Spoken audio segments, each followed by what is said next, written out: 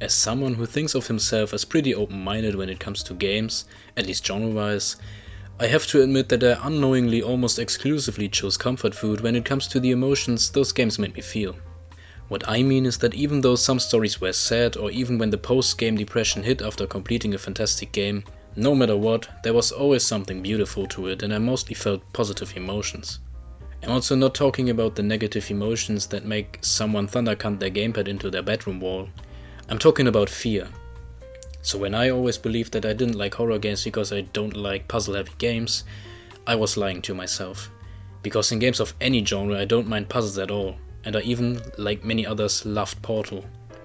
It can't be the setting either. I already talked about My Big Sister and Dead Island 2 on the channel. Two games that can easily be put on the horror spectrum. So why did I play through Resident Evil 5 without thinking twice, but the Dead Space remake doesn't leave my mind even months later? Sense of control is an integral part of well-being, is the opening sentence of an article on psychotherapists' perspectives on loss of sense of control from the website of the United States National Library of Medicine. So the real reason why I don't mind kicking zombies around for hours but took several breaks from walking around the Nishimura was that it made me uncomfortable. But it couldn't be simply because I don't like dark corridors. No, because we humans are very good at adjusting to new circumstances. So if it would just be about walking around a spaceship fighting monsters, we would get used to it and regain control. So a good horror game has to constantly tune the environment to keep you at the edge of your seat. And now you may be thinking, but doesn't any game need a decent amount of variety to stay fun? And you would be absolutely right. Diverse gameplay is fun and Dead Space is no exception. Actually, the gameplay is really fun instead of terrifying, with a fantastic twist I never saw this well implemented before I played this game. Due to Isaac being a mechanic, his access to firearms is limited to a pulse rifle he is given throughout the campaign. So most of the weapons you find are more or less improvised tools, like the plasma cutter, the ore cutter, the flamethrower, the contact beam, the gravitation accelerator, or the gravity glove that lets you throw objects as well. But again, this is not a disadvantage that is adding to the discomfort. It's actually an advantage. Because removing certain parts of the mutated monsters turns out to be much more efficient than just dumping ammo into them. So despite being probably the least horrific part about the game, it introduces us to the first type of horror, the body horror, a subgenre of horror that already gained popularity in the 1810s with Mary Shelley's book Frankenstein. And it is mainly focusing on shocking the consumer with the deformation of living organisms, especially humans. It is also probably the most common type of horror, especially with the popularity of things like zombies. And it is often even utilized in types of media that are nowhere near meant to be horrifying. In Dead Space, it is obviously a big part as well, with the enemies being mutated human corpses. But this is just the beginning. Another part that seems very minor at first glance is that this game takes away your feeling of safety at any time.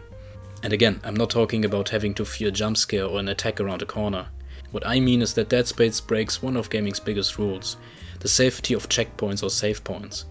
Even in the Souls games, a genre of gaming that is constantly flipping you off, at a bonfire you are safe.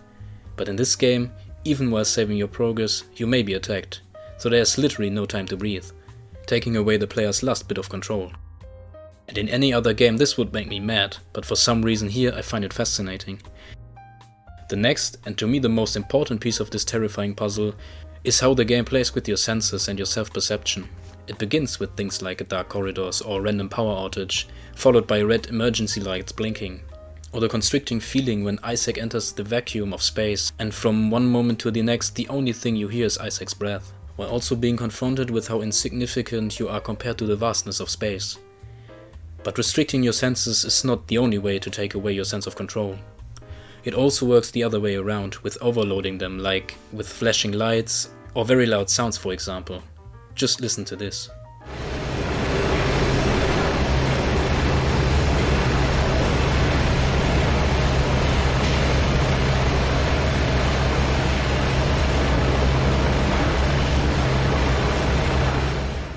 And this scene is a prime example of how the game makes you feel uncomfortable, even though you are not in harm's way. Which is the reason why I think Dead Space is such a fantastic game and a prime example for why video games are an important art form. Because while horror is a genre that existed for hundreds of years, only an interactive medium is able to scare you by taking away your sense of control. So before we come to the story section, I want to give you the opportunity to skip to the timestamp shown on the screen right now, if you don't want to get spoiled.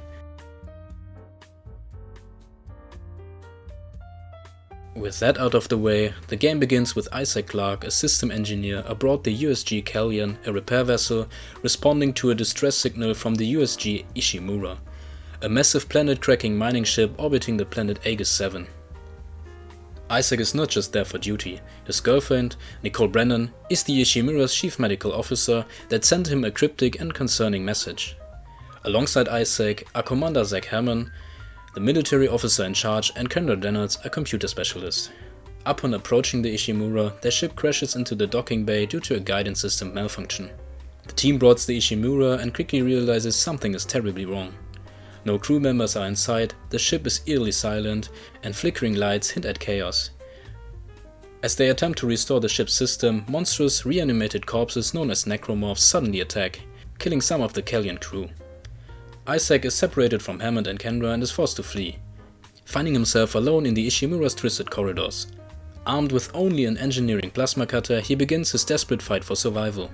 Isaac, Hammond and Kendra communicate via video feeds, working to restore the Ishimura's fetting systems while trying to find survivors. As Isaac ventures deeper into the ship, he discovers audio logs, video recordings and blood-scored messages revealing the terrible events that led to this disaster. The Ishimura had been on a secret mission to recover the so-called Red Marker, an ancient alien artifact buried on Aegis 7. The marker is tied to the Church of Unitology, a religious group that worships it as a divine relic capable of eternal life. However, exposure to the marker caused the crew to suffer insanity, paranoia and violent hallucinations. The Ishimura's science team, led by Dr. Chalice Mercer, studied the marker and experimented with it, unknowingly unleashing a deadly alien infection that reanimates the corpses into the horrific necromorphs. The ship's medical team, including Nicole, struggled to contain the outbreak, but the necromorphs quickly overran the ship. Dr. Mercer, a fanatic unitologist, saw the necromorph transformation as divine evolution and deliberately spread the infection. As Isaac fights through the Ishimura, he finds increasing signs of Nicole's presence. Security logs show that she was last seen in the medical bay, trying to help survivors. Isaac repeatedly sees visions of Nicole, urging him forward. But Kendra warns him that the marker can induce hallucinations, casting doubt on whether what he sees is real. Meanwhile, Hammond and Kendra frequently argue, with Kendra growing more suspicious of Hammond's motives. Hammond insists that their main priority is restoring communications to call for rescue. Isaac helps repair the tram system, communications and engine core, allowing limited functionality. However, he encounters terrifying creatures, including the massive Leviathan, which has taken over the ship's food storage. He also faces the Hunter, an unstoppable necromorph created by Dr. Mercer that regenerates when damaged. Hammond eventually discovers that the Ishimura's captain, Benjamin Mathias, was a unitologist who helped cover up the disaster.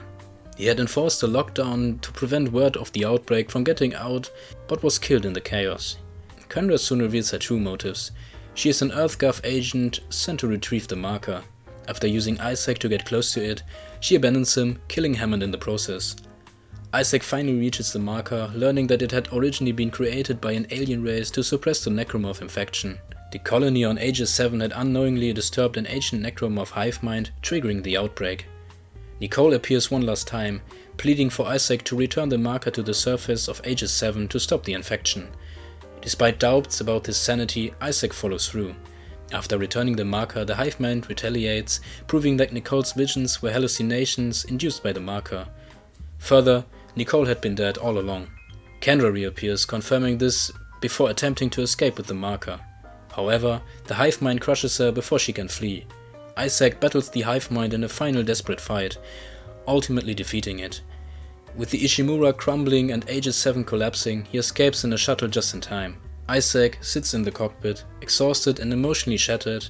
As he sets a course away from Aegis 7, he watches a final video message from Nicole, her suicide note recorded before the outbreak consumed the ship. Overcome with grief, Isaac lowers his head, only to be suddenly attacked by a necromorphic-like hallucination of Nicole, a shocking end that leaves his fate uncertain. Thanks to Dead Space, I learned to love a new genre of games. And while I still think I can't play one after the other and rather really have to be in the mood, I generally feel more open-minded. And while the fascinating layers of horror clearly were my highlight of the game, The crisp, clean and responsive gameplay and the engaging story with its interesting twists and turns around the mystery on board the Nishimura complemented each other to result in an experience that I would easily recommend. So if you watched until now, first of all, thank you for that. If you have the time, feel free to leave your opinion on the game or the video in the comments. And if you liked what you saw, maybe consider liking and subscribing, and I hope to see you next time.